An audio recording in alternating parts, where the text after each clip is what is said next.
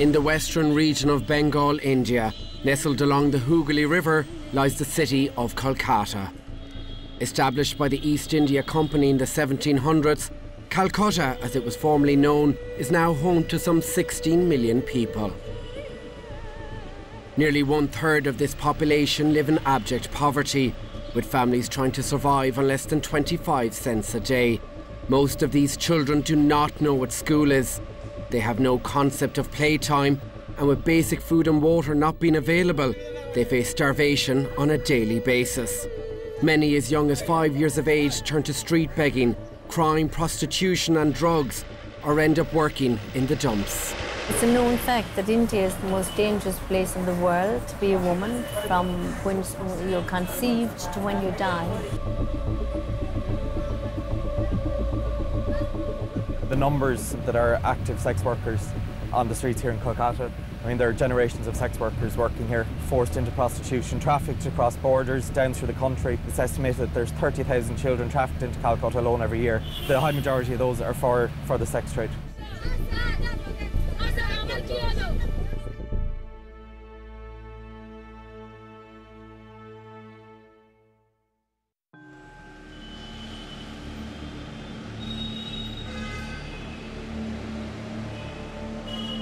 These are the real slum dogs of India, and I've journeyed to Kolkata to see how one Irish charity is combating poverty and starvation amongst some of the poorest people in the world. Over my 10-day journey, I will meet people trying to survive the slums, living in conditions we can't even comprehend. I will also witness the Hope Foundation tirelessly working to try and provide healthcare, education, clothing, a meal and a safe place to sleep for these children.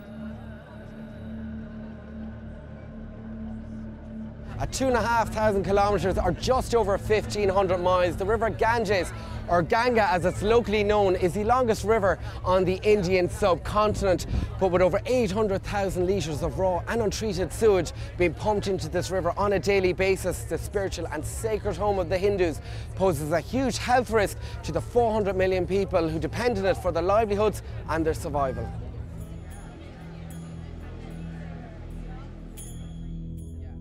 Chatting with some of the volunteers, I really didn't know what to expect.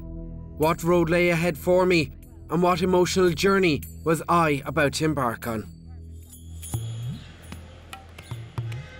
Sickness, death and sexual exploitation are all part and parcel of everyday life here in India. But it really feels more so in Kolkata, a city which has an average life expectancy of just 63.7 years. I started my journey with a visit to the Hope Hospital, which was set up by charity director Maureen Forrest back in 2008 with the help of Irish donations.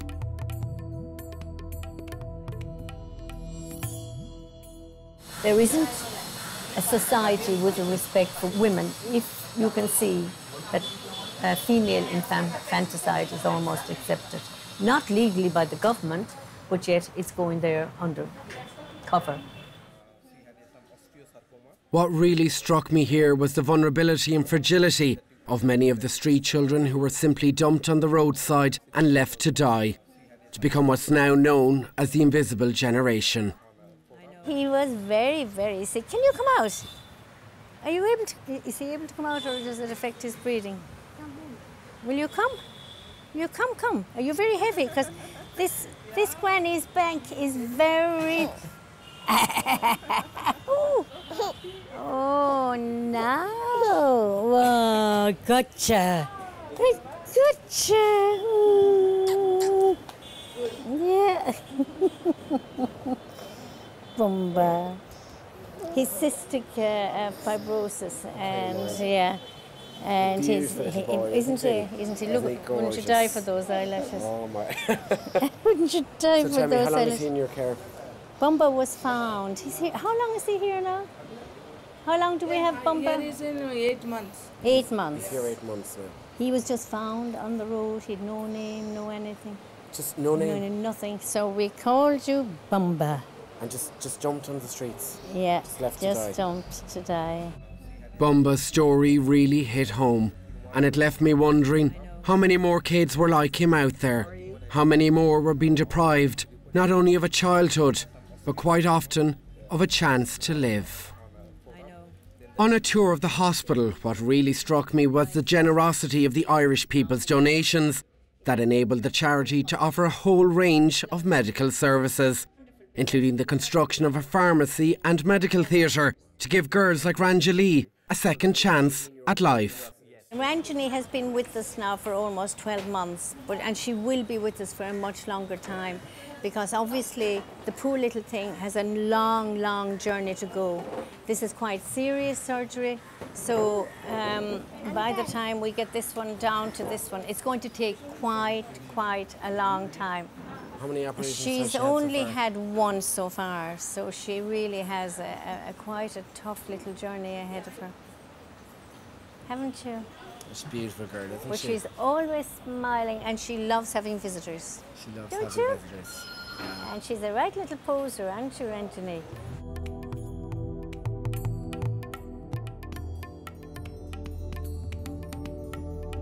Getting to hold hands, swap stories and share smiles.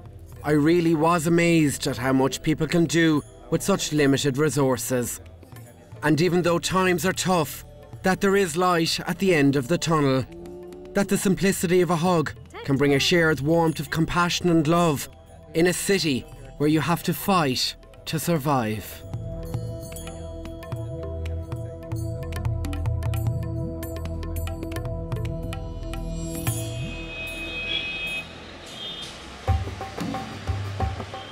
As day turned to night, we packed our cameras and headed undercover to Sonagachi, Asia's second largest red light district. I quickly learned that our presence here was not wanted and that we were running the risk of serious harm if our cameras were spotted. So it was imperative that our equipment was kept well out of sight. The reason that it's not the safest is the types of women and children, the numbers that we will come across later on that are active sex workers on the streets here in Kolkata. I mean, there are generations of sex workers working here, forced into prostitution, trafficked across borders, down through the country. I mean, it's estimated that there's 30,000 children trafficked into Calcutta alone every year. 30,000 children. And the high majority of those are for the sex trade. In Sonagachi, everything is for sale. Men, women and children. Here, life is as cheap as it gets and no one is off limits. On these streets, the cost of having sex with a child is less than €1, and unfortunately, there's an ever-increasing stream of customers. For 50, 60 rupees is what some of the pimps will take for the children. That's literally less than €1. Less than €1. To have sex with a child. Yeah. I guess when the first time I came to Calcutta 8 years ago, I was with a colleague of mine. We were studying, we were here in our university placement, and our first night we went out in Calcutta.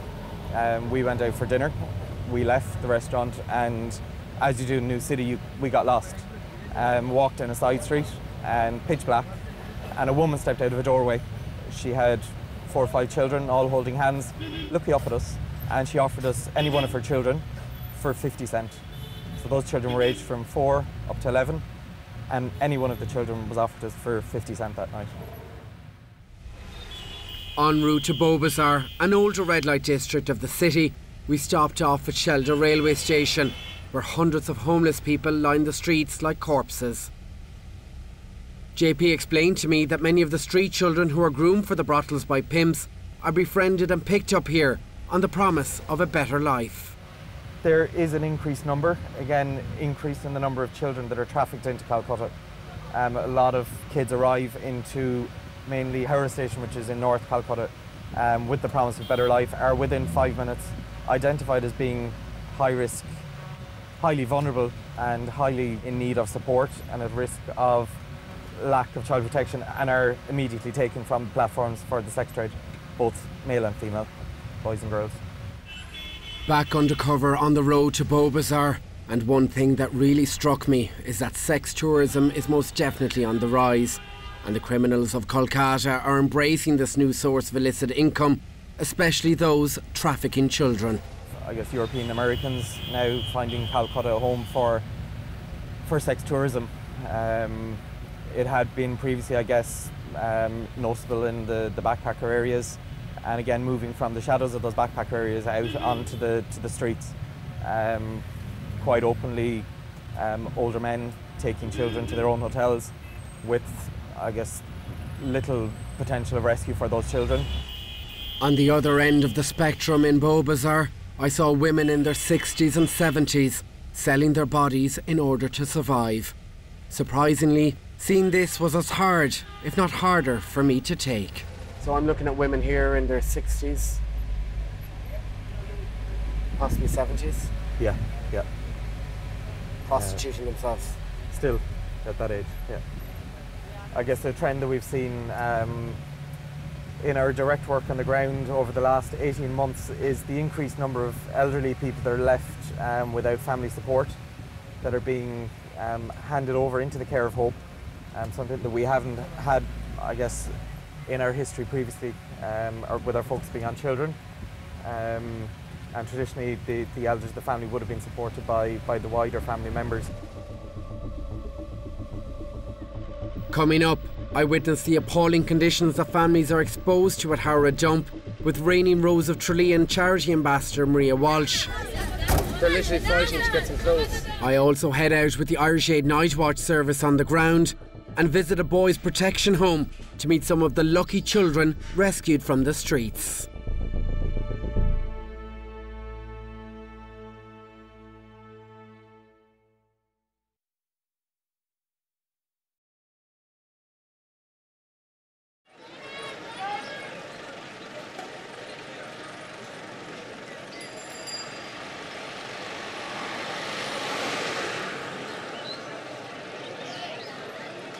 The Victoria Monument, a symbolic reminder of Kolkata's historic and glorious past.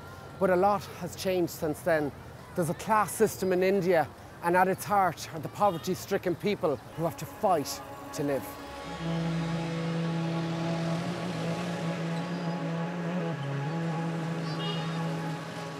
Kolkata is a city rich in cultural and colonial heritage, but beneath the Victorian veneer lies a darker, more sinister side. Trekking across to the west side of the city, I arrived at Howrah Dump, where 300-foot rubbish mountains dominated the skyline. A mass of human waste and refuse, mixed with the occasional dead animal and human body part, stretched out before me. Nothing could have prepared me for the pure filth that I was about to become exposed to. The rotten smell was so overwhelming in the high humidity that I could taste this hellhole in my mouth. Well, first impressions, it's feel like hell on earth, isn't it? You have pigs wandering the streets, you have goats, you have people pissing all over the place, and you have kids just in the middle of it. It's actually another world.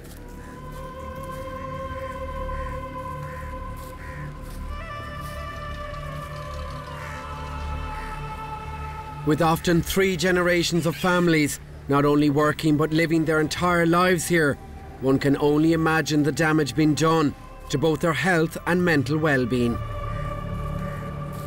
It's the 10 years dumping. There is no recycling at all last 10 years. Zero recycling in 10 years. No so all the rubbish from the western half of the city is all dumped here? All dumped here. Okay. And even the hospital garbage also come. Even the hospital garbage also so come. You have syringes. Everything. You can find the syringes, lots of blood, bandage, amputated leg, or maybe the finger, or pieces of. Amputated hands, legs. Yes. Just Sometimes. found in the dump. Yes. What is the name of this place? It's Bhagar. Bhagar. Bhagar. Bhagar. Bhagar, which means what? Hell. It means hell.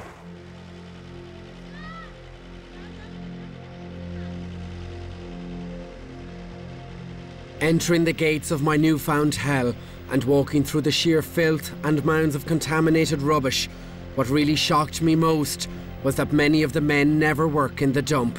Only women, teenagers and children. So basically, it's mainly the women and children who work in the dump? Maybe the grandmother, maybe the wife of the family. Okay, so we have grandmothers working here in the dump. I'm just looking at what she has in her basket here. She's after picking out a load of... Some plastic footwear. Yes. Some plastic she has some shoes. They've got a hook and they're hooking the rubbish. I'm standing here thinking I'm in my worst nightmare. And it's actually, this is happening in front of our eyes. And they have no alternative choice, so they are doing this one. They have no choice. No choice. Trapped in a time warp like economic prisoners, the shocking conditions at Howrah dump truly left me dumbfounded. And I really found it hard to come to terms with the horrendous conditions that these women and children work in every day. What else have we got here? Here is bags. This is very sad. Yeah. This is a school bag. School bags. This is what we're trying to get them into education. And here we find in the middle of the dump a school bag. How ironic is that? Reigning Rose of Tralee and charity ambassador Maria Walsh walked with us to chat about her experience so far. Derek, I came here a few days ago on one of my first or second days here in Calcutta, and I'm experiencing what you're experiencing now. Yeah. And I found it difficult to put into words. I was really just blown away at how much feet above ground level we are. Yeah. And that's all rubbish. And this goes up to 300 feet. And the sweet little man walking with us has shoes on, but so many other children that you probably would have seen walking up here have no shoes. Earlier this week when the kids brought me in here, they had said this is their playground. At home, we think we have bad services, but and it's very hard to describe for people, I'm sure, at home, as we're both experiencing right now, but we are standing on hundreds of feet of people's trash. And this is only one section of the dump. Yeah, so we're in the newer section, I believe. Yes. And then the older one is further a little bit down in where people's homes are, in the slums, for lack of a better word. As we headed to the learning centre located at the dump edge, it was somewhat comforting to know that Maria was on a similar journey, and that even in the depths of this decay and despair, that there is a beacon of light in this world of darkness.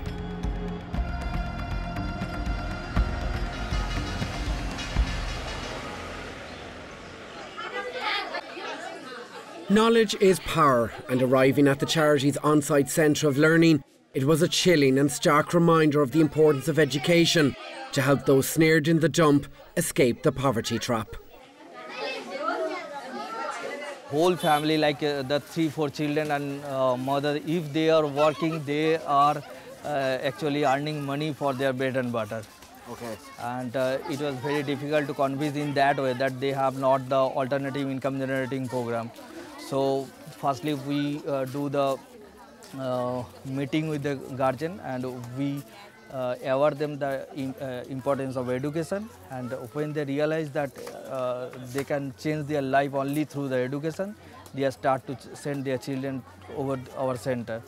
And it was the 150 children. Those 150 children, out of them 100 they are not go to the dumping ground now.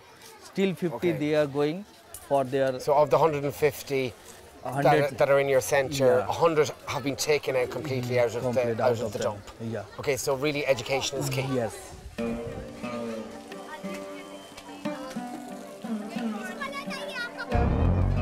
Hello. Saying goodbye to my new friends at Howrah dump, I left feeling a real sense of community spirit amidst the shocking scenes and appalling conditions that will be forever etched in my mind. Kolkata is a city of hardship and poverty, but ongoing work on the ground is finally starting to pay long-term dividends. Protection homes and projects run by the foundation are now giving kids and adolescents the start they need to lead a better life. With 20 rescued street boys aged from 4 to 10 years under the one roof, Housefather Abhijit took me on a tour of the protection home to meet some of the children in his care. Walking around this time in much cleaner conditions, it was clear to see that the boys were well looked after and cared for, a sight that finally lifted my spirits. Checking out the strict discipline chart to keep the boys in line, for the first time since my arrival, I felt some sort of normality. Moving through the home, I landed in the kitchen, where lunch was kicking off, and as a lover of Indian cuisine, I was keen to see what was on the menu. Here behind us we have some cooking. So what's in store for the boys today? Vegetables and egg curry today. Vegetables and egg curry. Yeah. And that's what they... Rice and dal. Okay, rice and dal. Yeah. And would there be any meat in their diet? No, today Sunday meat or chicken. Okay, so meat and chicken on a Sunday. And they get to watch TV as well. Yeah. So it's a double bonus. Yeah. Although many of the street children have no family or relations, it was heartwarming to feel that I was in a loving and carefree environment, where fresh food and water were readily available, in a safe home where boys could be boys. Moving upstairs to the outdoor play area, I bumped into some teachers and students from Cork who had travelled over to volunteer with the charity. Working in the sweltering midday heat, it was all hands on deck with the painting projects. The moment you arrive, you're in a completely different place. I suppose you are in what was called the third world. And I think we've an awful lot to give. In fact, a lot of the people that are meeting us out here are saying the students are very open to the experience. They're fantastic with the kids. They're just connecting on a human level. It's just tremendous to see. Chatting with the students, it was clear that this experience had spurred a newfound sense of maturity and responsibility within them. Looking at the world through new eyes, it was great to see them learning and growing in their new environment. We're so obsessed with having food on our table and stuff, but we don't think of others across the waters that are actually in way worse circumstances than us. Like, absolutely. We watch on the telly and we think, is it that bad? But it's just when you actually experience it, it just puts things into a whole different perspective, yeah. What are the big differences that you notice between home and here? One is the big one's a shower. We have to wear masks in the shower just so we don't even get sick. It's unbelievable. Like a shower at home is, you could stay in the shower for as long as you want, 20 minutes, relax, sing. Over here you want to try and get in and out as quick as you can. Has it changed you as a person? Yeah, definitely. In what way? People moan about Ireland, oh, we don't get this, we don't. Ireland is a great country. You can show people as many pictures or videos as you want or tell them, but it's not going to hit home. You have to come here and be here to actually know what it is like. Leaving the protection home, my faith in humanity was slightly restored. So with a happy heart, I hit the road and checked out the nearby boys' home and laundrette, another community project set up and run by the charity. But first a pit stop to try my hand at some street cricket, and as it turns out, I wasn't too bad. I'm like Ireland's answer to American.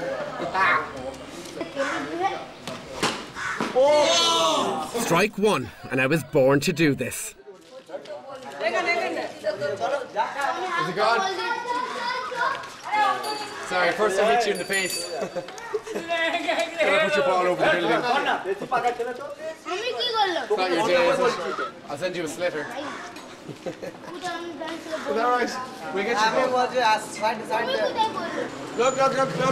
Hey. There you go. Give me 5. Give me 5. High five.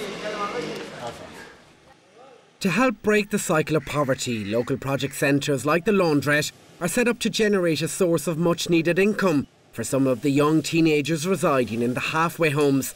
Not only does this work give them a real sense of duty and responsibility, but also a sense of purpose as it prepares them for life in the outside world. Before I hit the road, a quick trip upstairs to visit the teenage boys in the halfway home. Boys out here, they all were in Punajiban before, and once they were taught some life skill trait, they started working on their own. Some of them worked with Hope, as well as some of them working outside. Now the idea is when they here in this apartment, like they start supporting themselves. Hope still support a part of it, but the idea is to make themselves sufficient. Coming up next, I head out with the Irish Aid Night Watch to witness some shocking scenes. They're literally taking the bag. Here we go. I visit a drug rehabilitation centre for rescued street children and head into the slums to find out how intervention and education are changing people's lives on the ground.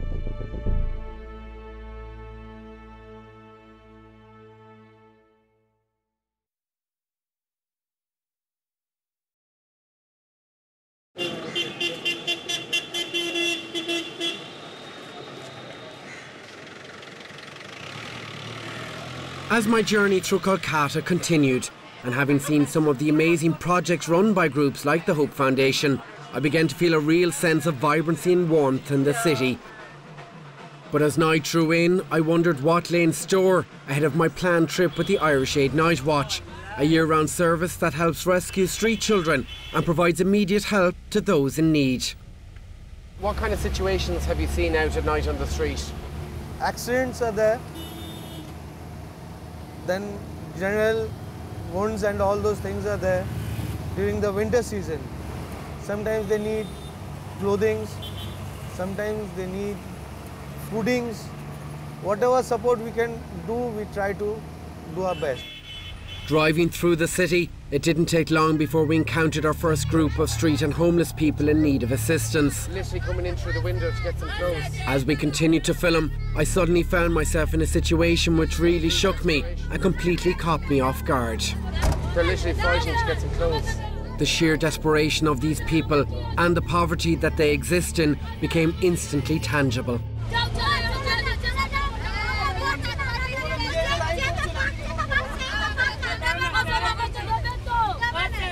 He's just going to give them the bag. How many children do you have here? Over here, at least 100. You have about 100 children in this area? Both areas, that side, this side, together. Okay, so they're just living under the bridge? Yeah. This is our second bag of clothes. So we have some sheets, skirts, pillowcases, aprons. Sorry, here we go. Wow, God, this is chaotic. I've never seen anything like this in my life. They're literally coming in the window. They're literally pulling and grabbing at everything. These children are no more than 5 or 6, 7. They're literally pulling at the bag. Oh my God. That's it. Okay, no, okay. I have nothing else.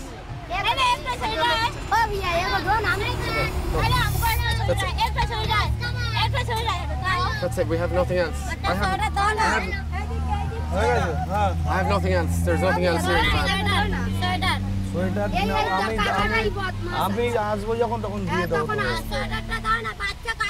আরে এখন sweater দেওয়ার মতো সময় হয়নি কাপড় যা দাবার দিয়ে দিয়েছি সোয়েটার এবার পরে যখন আসবে তখন দেবো Oh my gosh. That was just full on. My heart was racing. My heart was pounding through my chest. The more they get, the more they want.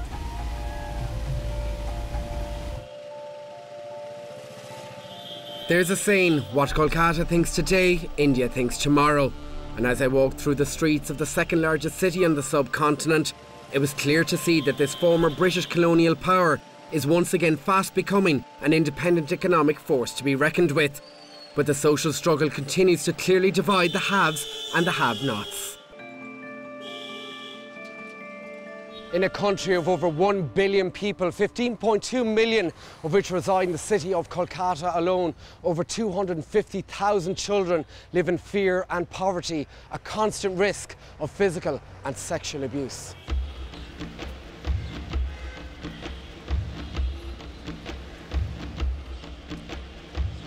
My next stop took me to Howrah railway station, India's oldest and largest railway complex.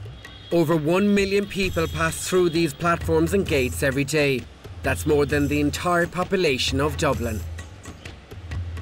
As we were once again in a high alert security zone, this time due to ongoing and potential terrorist threats to Howrah station, our filming was limited to the confines of a nearby bridge overlooking the tracks. It's here that many of the 250,000 street children who arrive from all parts of India become snared and trapped in a vicious circle of solvent abuse and drug use. Okay, so Vishy, we're at the main railway station here, Howrah, in Kolkata. Tell us about it and tell us about the children that end up here. It's a big railway station. It has got 24 platforms. More than 1 million people pass through the station every day. Now the children who live, at any given point of time, there will be more than 100 children on the station. Most of the children are addicted to solvents. Okay. So what kind of solvents are we talking They here? usually use commercial glue. Okay. And these are children who have left their homes due to abject poverty or because they are orphans. But then obviously there's this whole drug problem that exists here.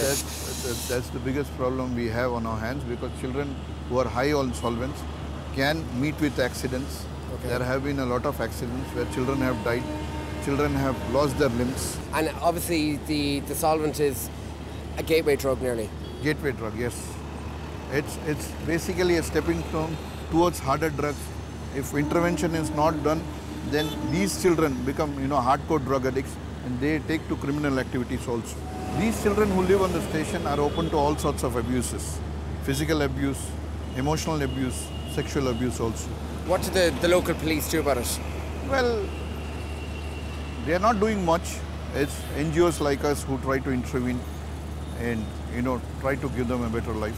What does that say about Kolkata society, about India in general? India is a very densely populated country, and people are, there is a lot of apathy, I would say, indifference. There's a lot of indifference. So if someone dies on the railway line, it's just another body. Just another body. The police will come and collect it, and if there is, and they will send it to the morgue. Nobody comes and collects it. The drop-in centre located next to Howrah station provides a lifeline to street children who are strung out on solvents and high on drugs. Without this intermediate intervention, they face a bleak future of hardcore abuse, sexual exploitation and death. What we primarily try to do is motivate them to move away from the station. Okay. Then, we send them, children who are motivated are sent to the detox center. Once they are detoxified, they are transferred to the rehabilitation center. Okay, so it's all a slow process. It's a process. I mean, children who have come from the station have gone through this process and have become independent. Okay. And they want to lead better lives. Yes, exactly. How many people over the last couple of years have you taken in? How many young children? We have catered to more than 100 children. Over 100 children. And how many more children are out there? There are a lot of children. See, this is a never-ending problem, if you ask. It's a never-ending problem.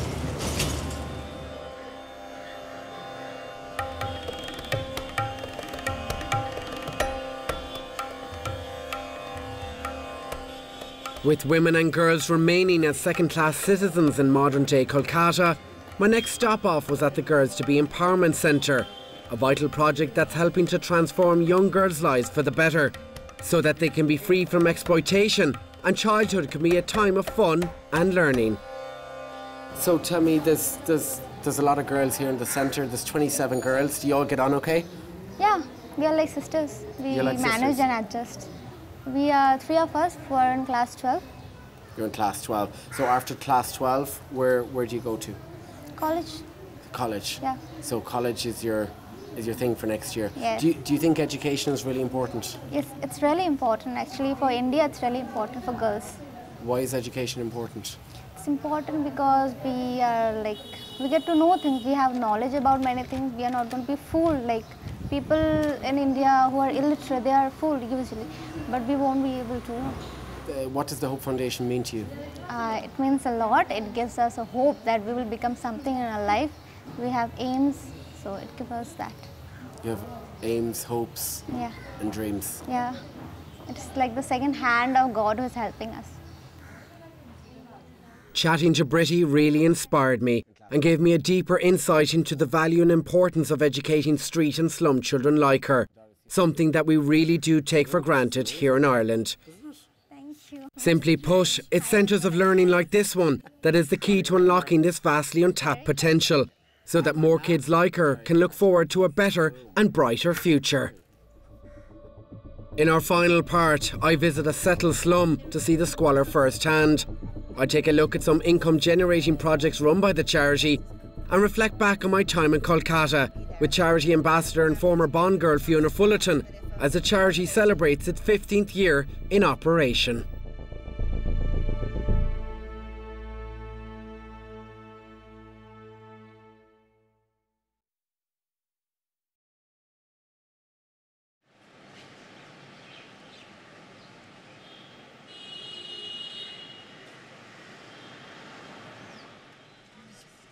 En route to visit a settled slum, I managed to get some one-on-one time with Hope director Maureen Forrest to find out some more about the woman behind the charity and her views on the reality of the situation on the ground. There's thousands and thousands of children and adults here who don't have a birth cert. If they don't have a birth cert, they can't get a passport. And I suppose what really brings it home to me is that when I've seen people dying without a passport, and there was no record of them ever having come into this world or ever going out of it. At home, in our own country, our dogs have little tags and marks, they've chips. All our animals on farms, they all have to be chipped. These are human beings, and they are being treated lower than animals.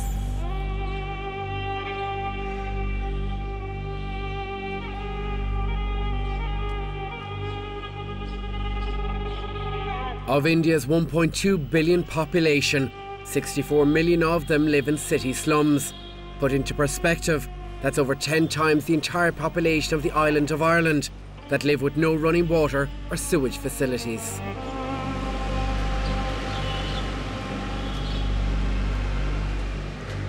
Over 30% of Kolkata's families live in slums. These are not people who have fallen on hard times and lost their homes. These people, stemming back generations, were born into this life and are now raising their own families in these inhumane conditions.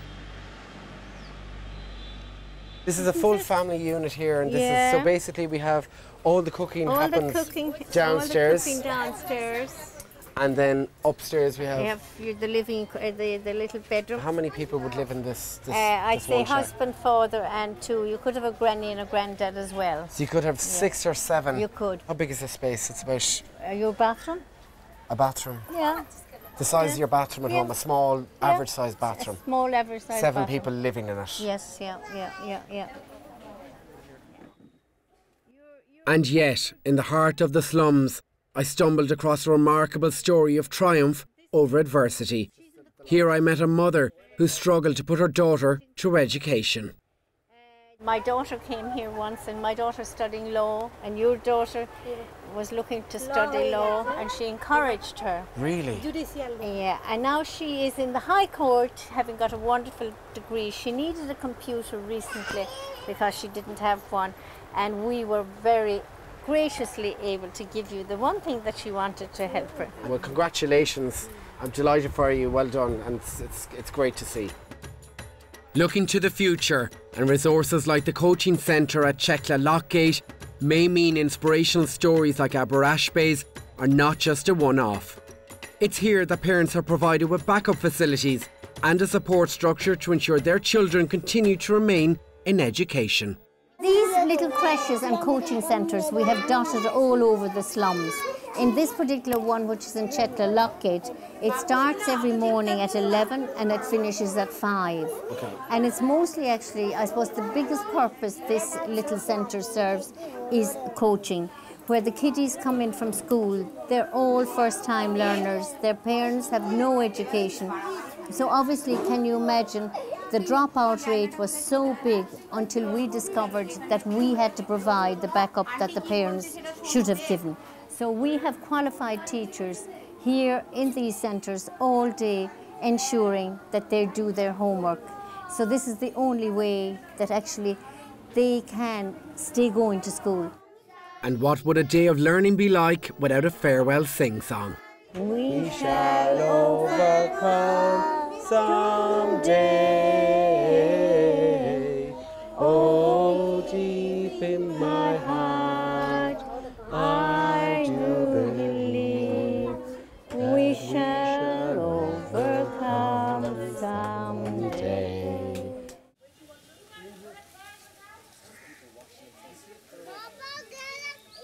Leaving behind these innocent children in the dilapidation of the slums, it once again struck me how education is the key factor to ending this continued cycle of poverty. Really, through abject poverty, through the parents being just first-time learners, they don't have any of this. The parents don't even know that they should go to school. They're almost like a consumer item, just to be bought, to be sold, to be trafficked into the sex trade. You know, given out in child labour, you see them begging along the streets, working in the little tea shops. They don't have a life. Their life, they don't have a childhood. It's been taken away from them. And we all over the world, as I said the other day, really we're a global village. We have to, each country is interdependent on the other country for trade, for commerce, for industry. We breathe the same air, we share the same sun, so why shouldn't we share the same responsibilities of children, no matter where they are in the world? Providing children and parents with life skills is a vital part to ending the cycle of poverty. In this centre, women and teenagers are learning the skills they need to earn an honest income.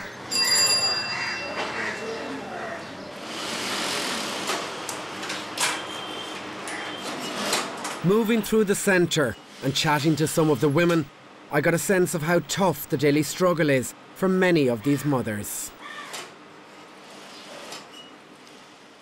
My two children have 8 years and 4 years. Okay. Little more. So my mother have all family. My husband is after work. You're both working parents? Yeah. Okay, and your mum is at home looking after the kids? Yeah. And you're trying to send them to school? Yes. Okay, is it hard? You find it hard? Yeah, fun, hard. So, very... It's hard. The centre also provides vocational training and computer literate courses to adolescents and vulnerable young adults from the slums who are living below the poverty line and are unable to access vocational training from state-run institutes. Downstairs, and the women were very busy, already planning ahead to Christmas. All the funds raised from their tedious work using recycled material will be used to fund the centre and provide more skills-based training to those in need. So how important is something like this for women like Rabuti? They are making the cards and they are making different kind of products. They are becoming self-empowered nowadays. They are making new SHG groups. After that, they are doing many products. And these obviously, going back to Ireland, I see actually I have a parcel here and these are already packed. Yes. And ready to head back to Cork. Ready to go to Ireland. For the Christmas market. For Christmas market. So these are made here in Kolkata. Yes. And straight back to Ireland for the Christmas market. Yes. Which is fantastic. Oh, thank you.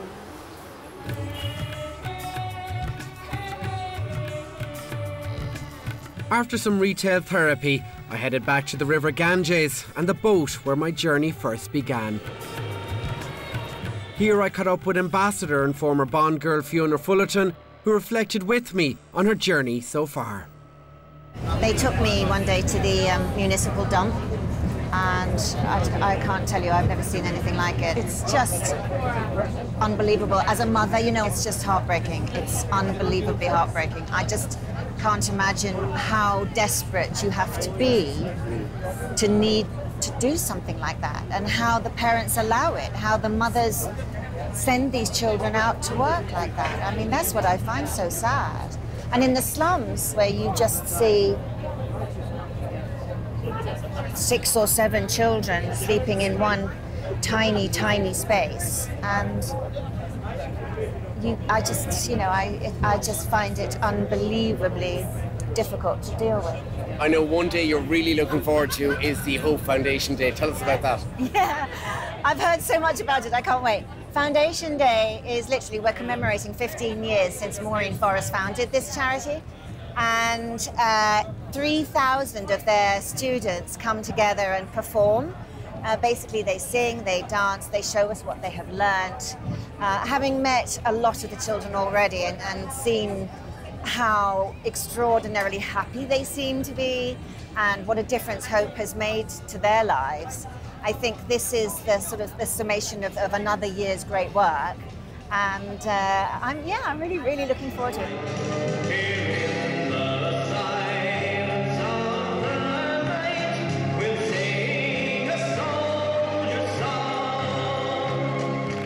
As my time in Kolkata drew to a close, so did my time with the charity and the amazing people I met along my 10-day journey. Saying farewell, it was hard to leave behind a city that has both opened my mind and burdened my spirit. But there's no denying the harsh reality, having witnessed firsthand the poverty, plight and desperation of a people in need. But I leave with a greater understanding that the efforts of the Hope Foundation are not in vain, providing a vital lifeline to the street children and a second chance to future generations.